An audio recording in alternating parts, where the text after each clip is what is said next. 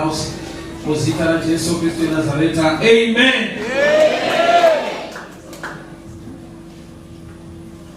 Shakanaka di tende mare. Ndamira umutsoka dzera ndamwari vanokudzwa kwazvo. Vanaingona papota ndakwanisa kuya hangu vati I thank God nekuda kuvashumiri vanga varipo vakatanga kuvhura musangano. Ndofunga ndana baba vedu. So tende mwari nekuda kweupenyu hwavo nenyasha. Shakanaka tikasimuka titeremekedze the grace of the house fundisi baba namai Chinenga. Can stand up. Muzita la Yesu Kristo Nazareta. Amen. Tenda tikareni pasi. Ariwachikira zvakanaka. Chada ndishumire pamusoro pemazwi maviri angataure panapa.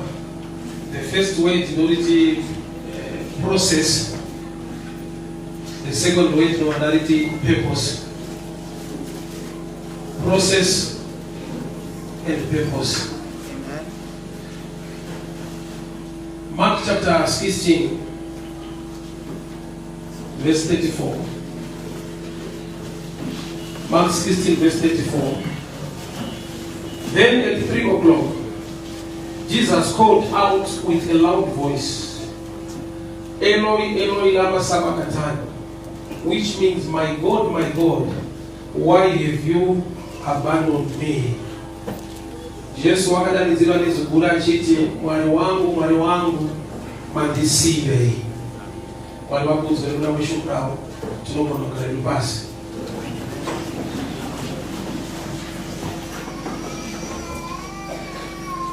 Mazwi anotaurwa nemunhu ari mupurpose yababa vakamutuma. But mazwi ari so challenging anorema nekurwadza kuti anozvitaura sei kana kuti anozvitaurirei. Kana achiti ini nababa tiri vamwe chete, handigone kuita zvinhu zvisina kuona baba vachiita. Ende baba vakatoconfirma atipemizvononzwa naJohani, this is my beloved son. Ndiye mwanakomana wangu wandinodisa. So mwanakomana waMwari anonyatsodiswa naMwari anosvika pamoment patime yaanoti Mwari wangu mandisiye. Iro shoko richiti neither leaves you nor forsake you. Sauti dzomwa Bible rinopikisana so ukabereka because Mwari taaverenga ipapa ozonzwa kumashiro kwakuti he neither leaves you or forsake you. Asi pano Jesu ari kuti Eloi, Eloi lama sabachthani, Mwari wangu mandisiye. So nditaka kuexplaina nhau dzekusiyiwa kwake uye nekusasiyiwa kana tanezvoti akasiyiwa. Baba vakamusiya nokuti vanga vainaye. Ishona inokuti pachake hazvipirike kuti vamusiya kana kuti vakamusiya nokuti vanga vainaye. Nokuti kunonzi kusiyiwa kusava newe. Nekuda kwekuti question iyo mulife yako is a believer ilipo une moment une time yekuti uchinamata uchidii pane nguva dzaunoona sekunge Mwari vakusiya. Amene kana chibadza kuna vamwe vashoma anoexplain zvakutaura. Pane time yekuti even wekunyika wakakuti kunamata kwacho kuri papi unozoneka wakara sure because hapana. Alright. Even vanhu vasakwenda vakasakuudza kuti kunamata kuri papi wega unombosvika maunozvidhauta unofunga Mwari handinzwi. Saka Mwari ndinamatire ugonda kusatenga bana arachikuitira kuti Mwari akasundinzwa iyo Mwari ngachinzwa zvavo. So statement iro Eloi lama sabachthani in life inoraramika kana munhu agona kusearch chinonzi purpose uye in process. Purpose yaMwari ndeyekuti Jesu zvaauya panyika agone kubeura ropa pamuchinjikwa ofa nezvaneta anobvamuka. That's the purpose yekuti auya kuzoseva humankind through his death on the cross. Purpose iriyo but process yacho ine pain, ine death.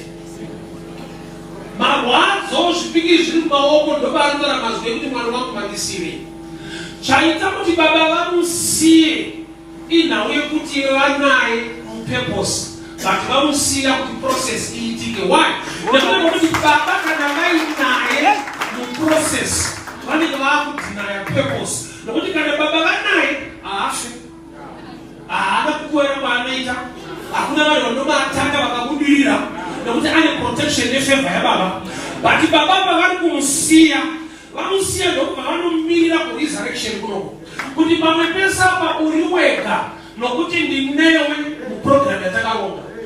Saka pamuchinjikwa asiwa but pa purpose lanaye kuleva kuti vakange vainaye pamuchinjikwa vanenge vamusiya ku purpose wobva vamira naye ku process. Yet it is more important in purpose than the process.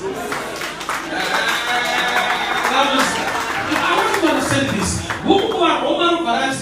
All things work out together for good to those that love the Lord, not according to His purpose. All things, probably include painful, you know what that's but we have a purpose in life. So I change to that one process that you want to purpose. But the man can have a purpose for process and suluka. Now, what is your job and I wash nighting? Purpose Yama Joseph, never does a mambo to Egypt. So I was on a Bible, I'm jail. Money would see, I will see him in jail. What I need to be, you're going to never football. As the Bible noted, Joseph in jail, the Lord was with him, which means Maria but I don't see as to Sungika. Maria but I don't see as a Garam James. Say, I think the man I don't see anymore. Now, I don't mean that would throw the purpose. You wouldn't can was a Buddha, can walk Beru. I want you to have a higher position. So, a position in Azo. You know that what we did type Yamara and Sungis.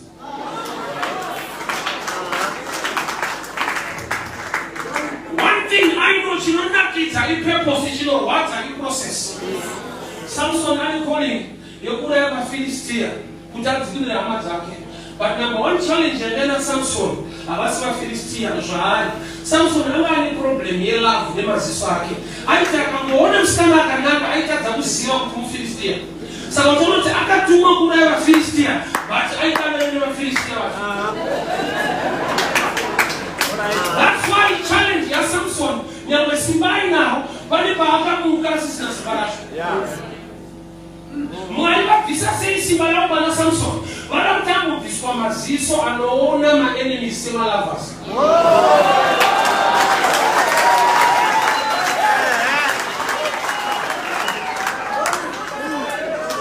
That's why Bible did he killed more in his death than when he was alive. The Bible put it back as na maziso. Ana chano protector na kuda. Hakuna Mfilistia waachaona. Now sight was a hindrance to vision. Vision never to see a man. Everywhere a Philistia, but the sight, you know what that Philistia will go.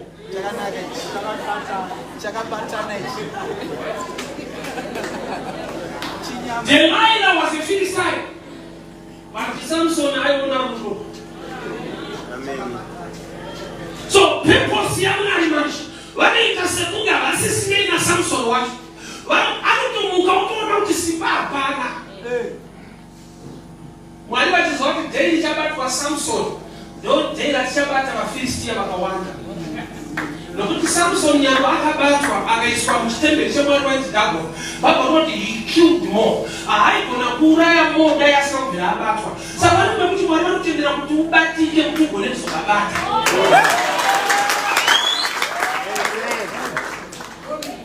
So Kashiji, we want to see God in the process. At snap back suddenly purpose. But I didn't see one who pushes some purpose. They extend their wood. Jesus had the beloved son. I don't want you to follow to my see. Ukaona sanwa siwa. Amuleta mkuronga chipeni. Doni pano mkuronga chipeni. Ile purpose ya kakura. Pale mwanufano mshukuza. Shanaita nisira kutoa chani bati ya wangi kijeta. Doni pamepacho mwalimu kama shirata mpenyo wako. Kuna wana mwanufano mkusa kufarina. Iwo utima farina. Ene mwe karisio. Doni pamepacho chani bati ya.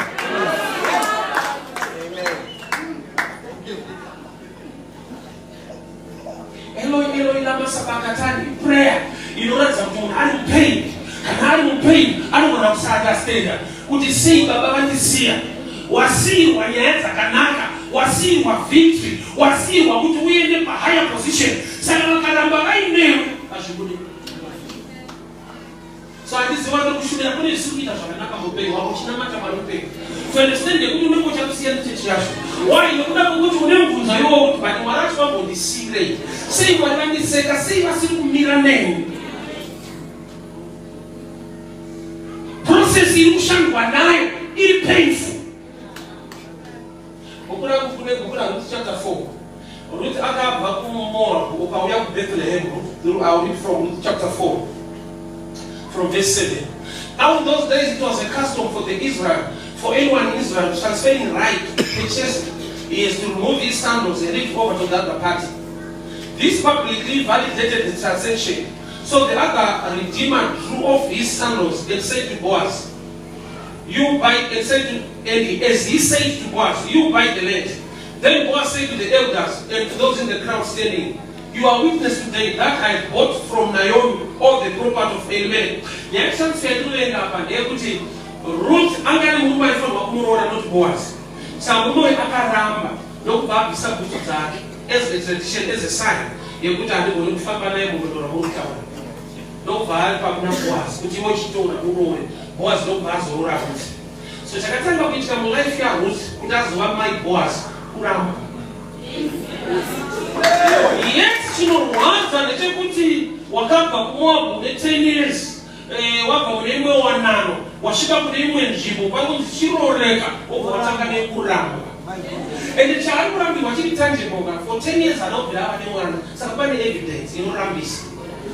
Jacob Shamis and the Chukwana, no good evidence in Rambis. To me, yes. Not you want to know, I won't take it because I will endanger my inheritance. But I didn't record the idea which Paka for 10 years the man of the right plan. So the Gamora, no one knows to see that not to move at Derek. But no, by the time that's not really ready to do. Boys are so man. To me, I'm sure he represents Christ. Jesus bet the other one of put out the shower, no one cheating our So, how we have to Bethlehem? We may not show up about more. But the first thing, rejection. Sir Joseph, Papa, how we have issues. Pakarota chef for the Fugama. First thing, gardener. Number 2, prisoner. But he's still in the purpose. So, when the challenges are no wonder, the people say to have sin. Purpose young man, they put the roof up when you grow one of us. Salapano won't get by any problem, you know what I'm missing. I don't have a problem. I don't know what I want to see.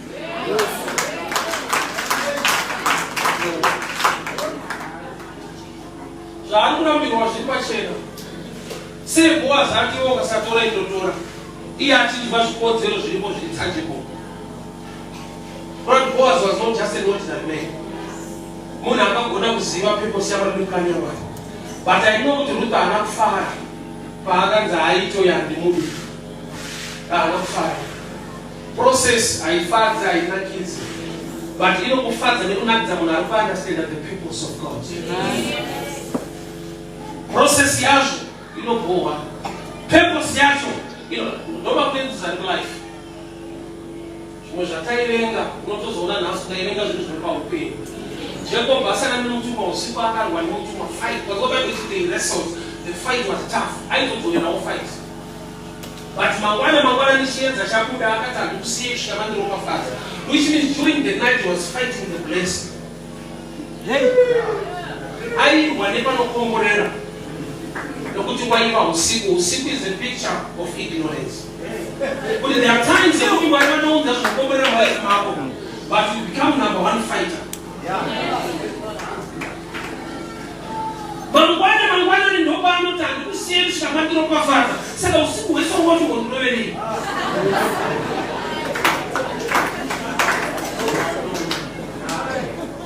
Whenever put him on fight and we don't understand the purpose. Jacob Mumu when I am to Comore, I was to bless a life yaki. But I am not going to Comore, I don't fight and it's for Comore. The good of the person, let's me feel from life, Marco. There was understand the purpose. We don't like to fight.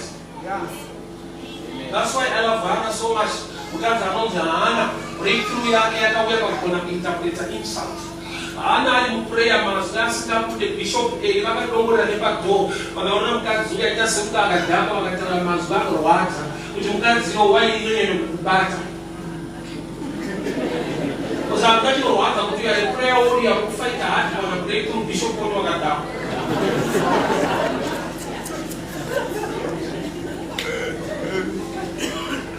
So ukatarisa line yeprayer yake inenge inotaura nezvekuti ayo Mwari mukandipa mwana ndosiya pano yeti kune kombetsera asi kuchechi kumba ko mwana uchechi unomusire uchiwanza vanapinda kubarai kuti kune chaakagona kuandastenda painsult iyoyo kuti aiwa ane problem yekushaya munhu handisini chechi namwari wofuti asina bishop pano pangotukwa vanhu vakachafarira.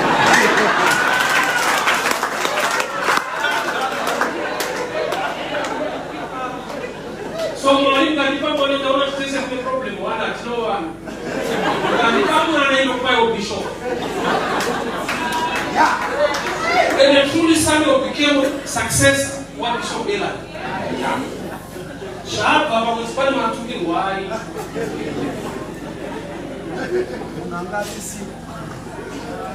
Ule mkata na Yesu ya great man of faith. Chama pakachakira pakatagira greatness yake angaza tole chipatia wana chipagumu. Unazoa watu wameshoko yao wale problem kumba ndio zote asi just church. Ai mama jina kwese. Batukati aba batu ongishe ingwani ngana na tsino tashoko na pastor for diabetes. But aka benefit na kumba iko. Ana mtu wakutukwa aka kwa position yake ile ndo touch leo.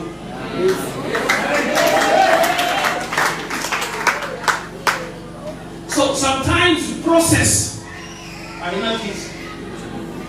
Jichila ino kono yatora kamkumba so. One of them established to guarantee a vision. Because when I vision, the process is no famba na dash keep up established. It takes long. Imagine it's gonna up in Babu or Babu, who know what it is. What others with them are road and others with them. The argument is small. Our people they expect you better vision. Yet it's not orders are based through the vision. Why? Because they understand the process in a lot of challenges.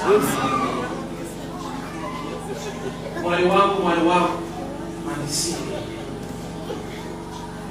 Akatouya mzofira wangu na watu wakaitwa Getsman.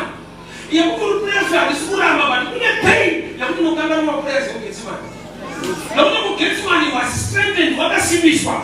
Getsman wakagamuchira kuti kudapa baba ngapitwe.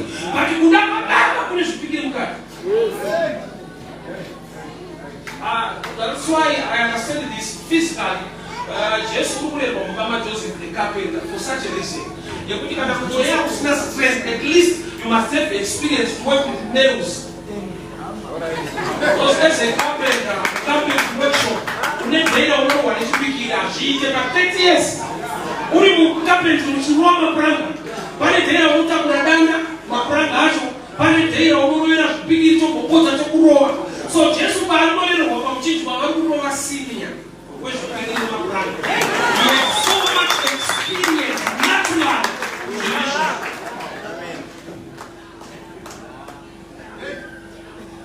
Sakapati ose kuno kushai kwa chamwea, but you should physically pati ose kuno batila basemwea.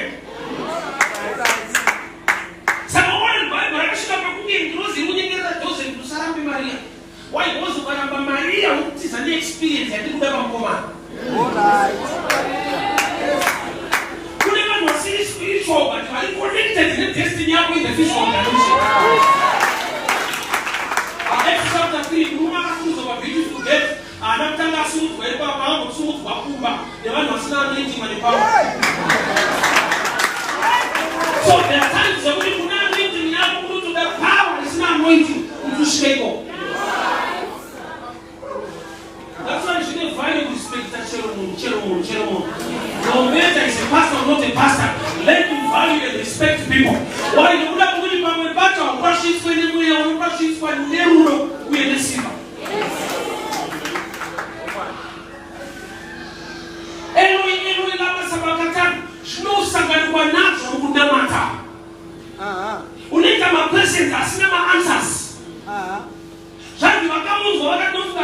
vaidza Elijah. Vanhu vakatadza kuinterpreta kuti chema uku ndekune mhando yekuziva. He is crying unto his father.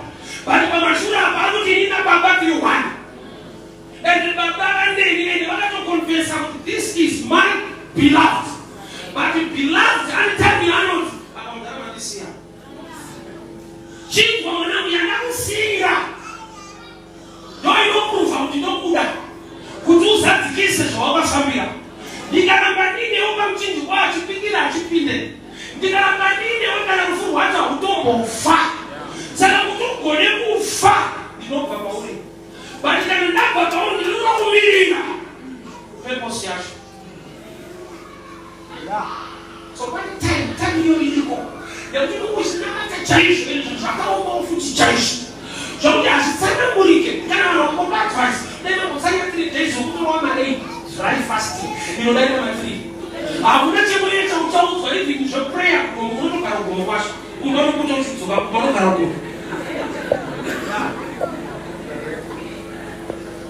But things are not okay. Process yacho inorwadza. Why? Because in the speaking you are his beloved. Baba rangu noti amai vaMozisi pavakaona kuti Mozisi akanaka, he was a good child, vakanomisa murwizi kwete mumba. Yeti kumba nemurwizi kuri nani nekuti. Kandi pavakaona kuti mwana uyu akanaka, vakanomugadzika kutsamba kumalidzo. Ile yekuti uri right iyoyi inobudisa mumba.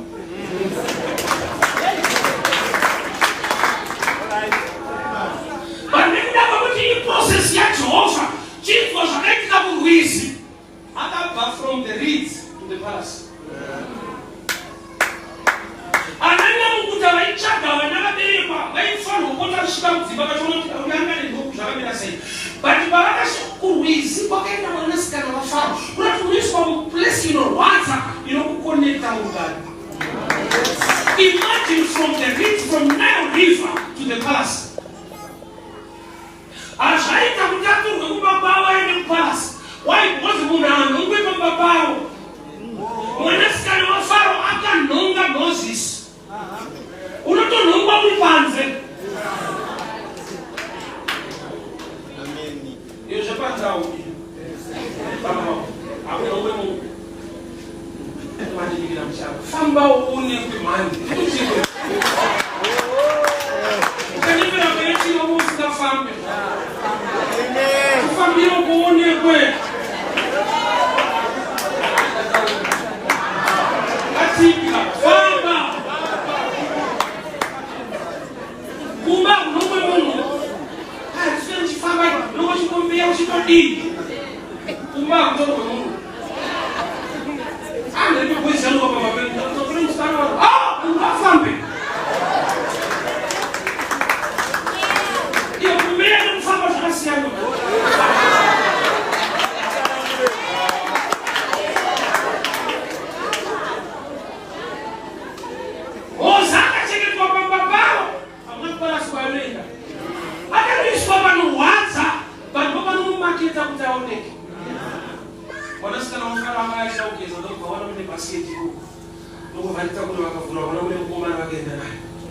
The rest of the story, akakurira mupalasi ari munhu wekundonga but kuti anhongeke ndonga amaraso kumbari woke munhu kaprocess kacho kane rwizi kane tsanga kane basket but end of the story kane palasi. Mwari wako mandisiye akanosabwa kuexperience akusiyiwa. I only one called beach, Karakwatana, 2006. I don't know what's up town, the family is over. Sunday, things were never managed to take no food. I'm calling come back to be there. Why are we very good?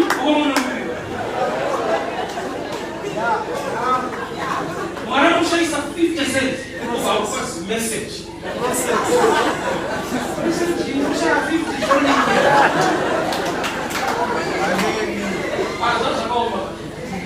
usafamba vananokuona pese vaoita problem unooneka zvakuoneka zvakanaka.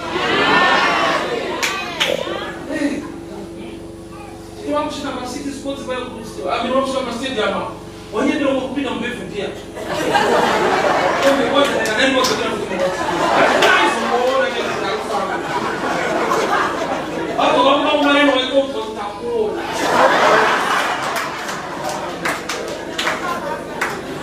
Ile sasa acha ona. Ndio ndio ndio kwa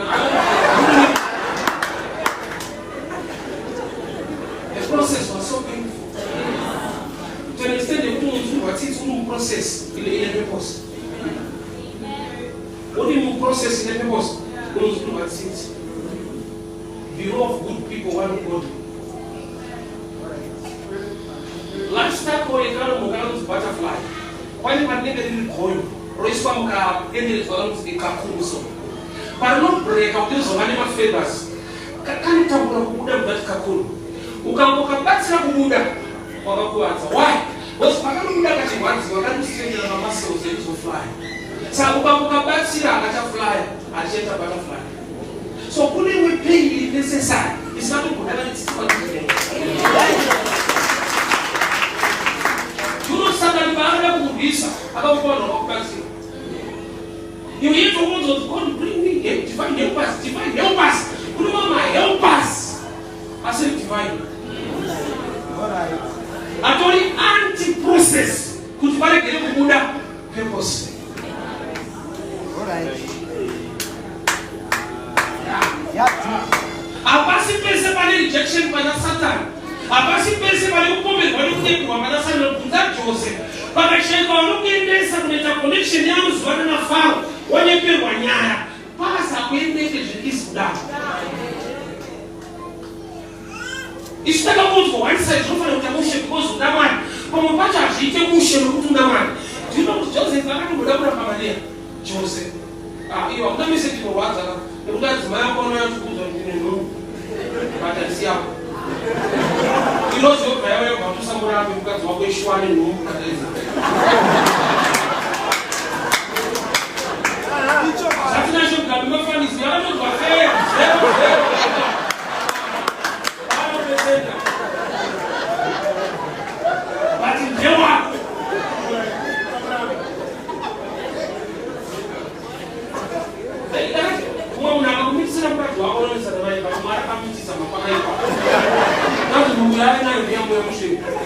Corona matamari. Ndio vitu afune tena baba. Yeah. I was listening to that. Let's go zero. I blessing ya katuta una kumeli. Yote tena ndio mungu. Mwana wangu madisire. Ukaona sina kwenda kunzo wakadamu. Hakuna kule kubenu. Baba ni purpose ya kakura. Bali kama makwese ziko. Bali kashamu watu hapasisima. Paulo tarisira mtu ndani basi ndio wani watu kusia. Hiyo mimi na mrani. Nema sina basanewe. Why you mungale bale shota kuzitsisa kuti ashiti hamba sekunda kama mimi. Kana wewe ni tumenga ile kushikika. Exodus, tunaona kubuda. As far as the chapter 1 wanaona ingwe kuna chapter 12. Bali kubuda basikabudi. Why you can pass through a process in a purpose. Amubudi ke mwe soldiers. Sasa kwa timu ya Sinai. Timu ya anga ina ni soldiers ndio na kubuda. Asibaka donza. Bali timu wali sushata.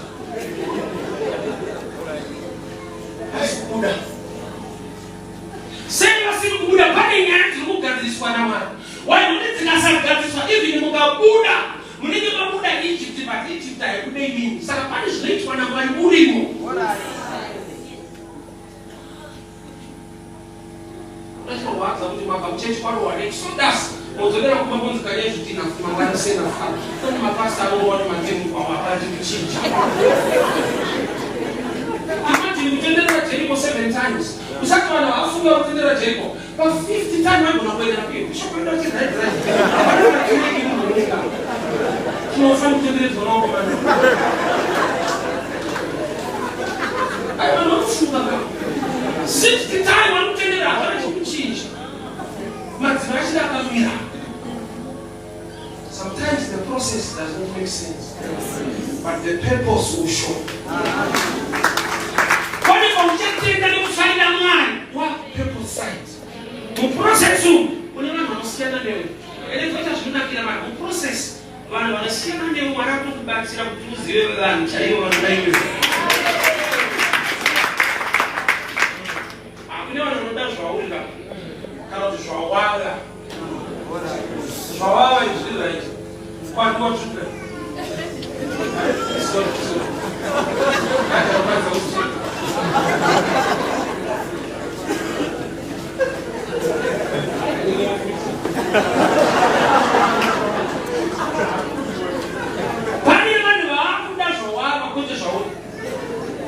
So, anytime you only pass through the process, no one else is out. It's going to it's a shaman. Don't put them on the tongue of Farida, about Farida.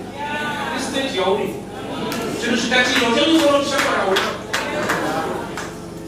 So, the process, don't improve you.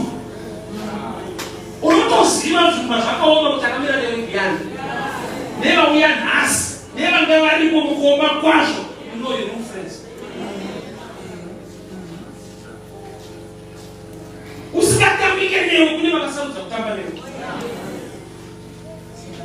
Mu process ndoma unoratizwa ahamachaitwa Joseph ari mujeni ndoma akaziva dzimwe dzehama chaitwa kune dzakazouya buda shefu kune dzaitouya mukati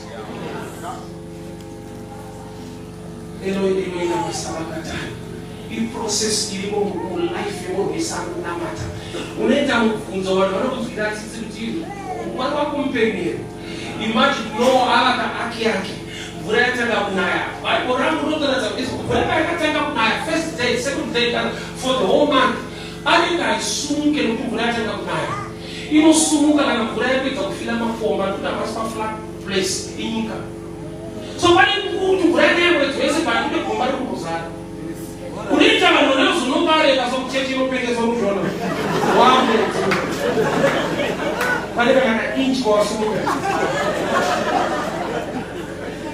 kune makomba arikuzara kana makomba azozara vaikushora vachakudza kuti una mwari kupenyu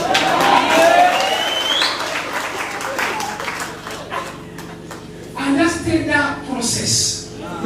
Mwari ngaakupe the ability to enjoy the pain so you will enjoy the glory. Zvese zvatinoiura nekuda zvine process of time. Vatumwa vakauya kumba kwaAbhurahamu vakati gore rinouya nenguva inosara achava nemwana. Ani makore akawandisa asina mwana, but miracle yake yakaine space of time, haina kuti instant.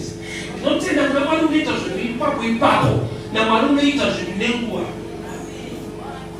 Right now adira mberi kuna Mwari, but kune maissues asiri right now. Ukaenda kuna Genesis akaita 7 days, 6 days kusvika nyika yese.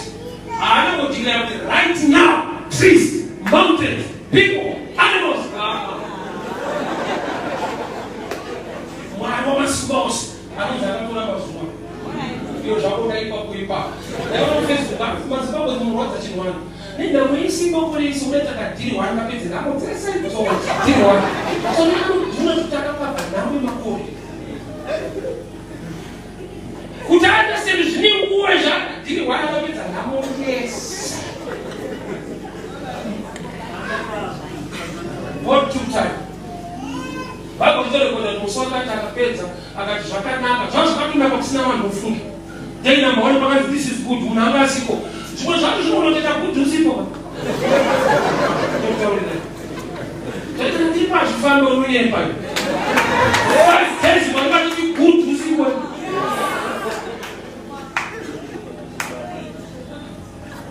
Process in time. But you process in the time you know one that one day you shall get Baba. purpose wafara zvinhu zvaita. But muprocess mune misodzi, mune kuchema, mune rejection, mune zvakawanda. Zvakuti uri mazviri unofutoti Mwari hatisina. Haunenge uchatorarama uchasiya. Why was the process so painful? Do you know Jonah asingazogara kuendeya nekumure uyu? Yeah, because oyenga inomvura kuti pamusoro pemvura mvura. He was not awake. Purpose yaMwari ndeyekuenda kuNineveh. Process ndeyekugara muNineveh. Kana iri fasting angasati kutokudzwa yainoitika yega mukati. Hapana paunongotsanya kuti situation yacho kutsanya izvi usikade kutsanya. Even now in a favor, what was I? Also, when you talk about that, you know what to share it. Jonathan tasted nice. I saw that when I put the time in Zarimo. Bible and God commanded the fish to vomit Jonah. No, I was in one for the that's not all. I don't know she's a no way, but what it is, what someone from the way. Why not? Now she's a good guy.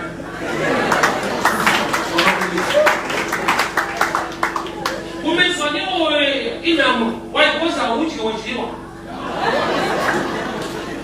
ulimulima usizomwa upenda panozomereka wakushipirwa wanofanwa upenda basa pale pano pachakashika onzankurutuwa watasi vatomboya kunoka apane mashikira ndai kunoshika ati Mwari akangokonzera taonaka kuti nomubereki watu wamaaumenda uchenda angasi kutongoda but akazoda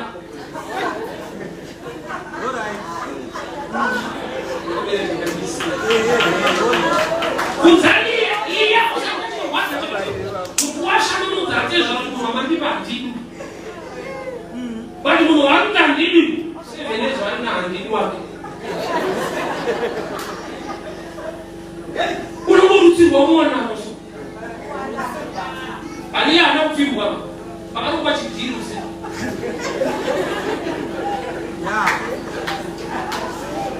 akabereka namumba erusi rwamereshi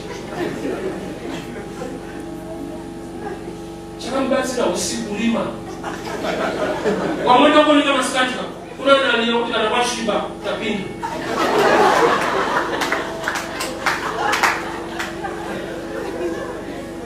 process inorwadza asi purpose unoitirwa zvakanaka. Chikoro ndaenda maticha airowa because ndinosakuziva kuti process yekurohwa ndei yekushanda nesimba upenyu kuti zvakanaka mangwana kuti tasikane purpose iyo saka taiuridza mashoti uchinoirwa kusaverenga uverenge unokucheka mamashoti inoisa mukati taidifenda poverty and poverty manje unokurova kune mashoti waya inaanefikasa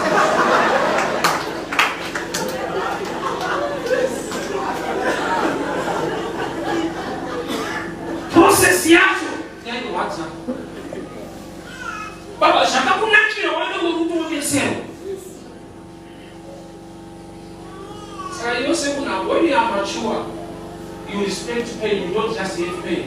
Munoziva Genesis 3:15 Mwari anoti mukadzi au increase pain pamanagement in childbearing ndichawedzera marwadzo pakupona. That's a prophetic message nokuti izvi zvichirwadza vanhu unotopona chete. So pain haina kuuya nokuti munhu atadza, pain yakagara iripo. Saka Mwari pamuti ndichawedzera marwadzo vanoti wagara uchitorwadziwa pakupona, vanhu kuti watadza au increase. So there is another dimension of pain in body. Ine zvainogadzira muupenyu hwemunhu usina chawatadza, pain iyo ine nyaya. There are lessons dzaunogona kudzidza in trouble dzausingagoni kudzidza kana usingaita pass through such trouble. Saka toda kune vanhu vokuti kana akagarika hakani nokuti paakatambura akabvisisa life anoziva kuti zviriko zvekushaya $5 zviriko asi noziva kuba kutonyeso munhu kuna akashaya $5 kana wagoishaya unoziva kuti 5 mukona saunandisa 5 pamuchaka nekukona 5 ngati atorachowani 5 mukona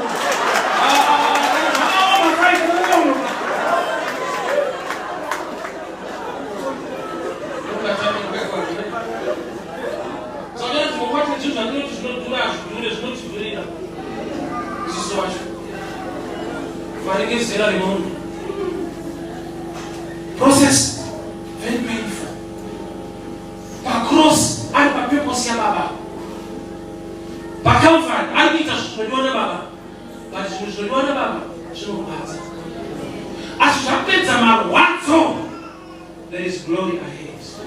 So Bible again, Jesus endured the cross for the glory that was ahead of him.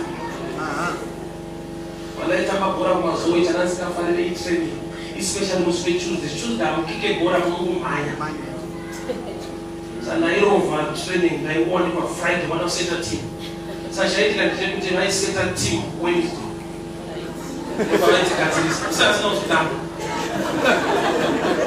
I want us to got the process. You know, we have to wait. Life, ufunge kule maprocess ameta pastor. Ekuti ukamanjenga wanjenga purpose. Ukamonjenga process hiyo purpose. Why? Because kule challenges anazosimuka kwa life. Au kuna get na better. Kana better pass through a certain challenging problem. Joseph nomba kuna kulegera makoma lake. Aka understand kuti zvinoita kuenda kuJerusalem sina mhosva. Why? Because akapenda sina mhosva but by evidence. So he's a great leader and a wisdom. Nokuti patinoona kuti kwizo nechidalika ndofuwa kuti matsotsi ese. Gamba umoti wakatsotswa saka varimo. Joseph yakati pakumvisa kuti Jerusalem usina nyaya. Umbo wacho kuchito pane evidence but nyaya ina kuitwa. So I see as evidence. It's even part of evidence. I don't know what you are passing through. Shida ni watu tumwa nishumile kwa ule. Ule mvunzo ulete iwoyo. Eli na masaba katani. Mwali wangu, mandisile. Padaika lisa utupa kisha muda napo. Utupa kafagwa. Padaika lisa utundo chichaita pa business kangu. Nusisiru kuita. Padaika lisa utupa chawa na ostendi dikabaka. Taka kunyuzwa kuma stage ikoko. Ule mvunzo kuti mungani mpeni. Ndofa ile chimoroja. Saka mvunzo wako mkoti. Eli la masaba katani. Mwali wangu, mandisile. Saka kanano utamleta live you know forsake you. Lapa mkwestrate kuti mandewe despite what you are passing through. Mandewe za asu zochita pepo siya mwani. Pa cross pano view. Anakura mahali po. Kune wakano kumbira kuna pale tutupe yu tutupisa mitumbili pa mchinjiwa. Mwali na mze wano mpisa ipa. Mwali na mze wano fiyo ayo tukipiri zakwana. It's high time to be here ipa. Pain is real. Marwaza aliko. Kune matamuzi kukuja unemuvunza isina minduro. 2014 when I lost my son, nagaita mvunzo. Yakashaya akatipindula. Because not all but now is common. Jarikuwa. Jinowanipa. Maika shitirwani. Iso za sinya ashiti cancel na comfort. Maana shitirwani. Mamu. Why me now? Ingua kama mwanamdingine. But my dad was a traditional ways at all about. Now that we are changing in the Bible. Also, you can imagine kuti wava munofushira wako mwana. Uenda kuchiti unoona matsamano wa muntu wakule. Usatabiri chigrafu chikaisi.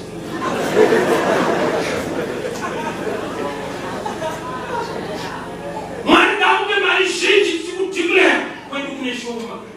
Napende chipasa ichi. Hapo pamoja na shinji hapo tende shinji ofi. Elisha akatuwa kwa shirika la flower ipe mafuta asuzo pera kwanga bachitukucha chapa. Sinde hapo kutoka kwa mamba au fry kwa nyama mzee. Unaona kama wana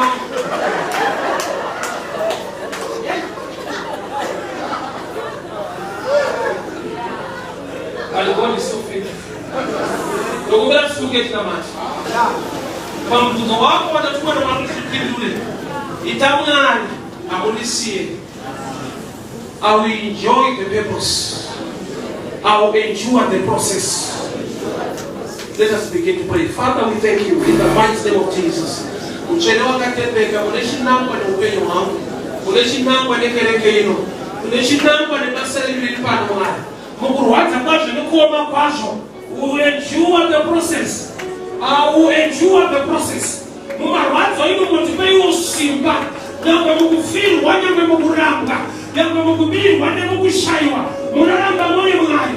Kumagumu acho will see the glory of the Lord. Atiparani nokuti munesu. Atikuchike munoti simuza. Nokuti kumagumu acho. Baba ku purpose will see the glory of the Lord. In the mighty name of Jesus. Amen and amen. God bless you. Don't take that school.